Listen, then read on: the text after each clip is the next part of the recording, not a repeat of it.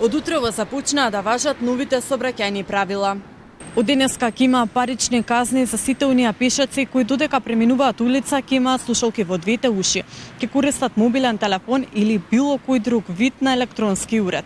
Истите казни ќе важат и за возачите на електрични уреди. Казните се 40 евра за пешаци, а 50 евра за возачи на останатите возила. Телма денеска направи обиколка на терен да види како се почитуваат новите правила. На булеварот Партизански одреди имаше полициска контрола. Сите кои користеа телефон или слушалки добија опомена, но полицајците предупредија дека од следните денови ќе следуваат и парични казни.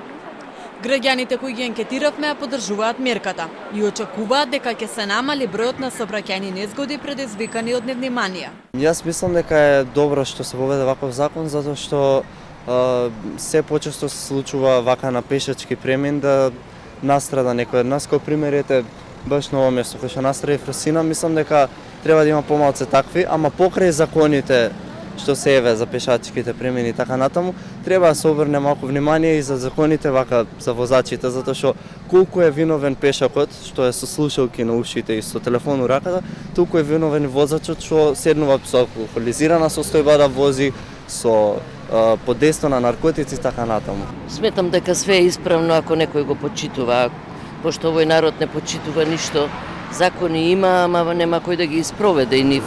И да стојат достојанствено на оно што го кажале. Да нема вујко, стрина, тетка, чичко, све би било во ред. Од Министерството за внатрешни работи вела дека измените се воведени заради поголема безбедност на најранливите учесници во сообраќајот и апелираат сите да ги почитуваат правилата, бидејќи безбедноста на патиштата е заедничка одговорност. Ова подразбира поставување нови стандарди за одговорно однесување во сообраќајот, при што пешаците, велосипедистите, возачите на електрични тротинети и останатите учесници во сообраќајот, предвидени со законското решение, се обврзуваат да учествуваат во сообраќајот без да користат електронски уреди кои им го одвлекуваат вниманието.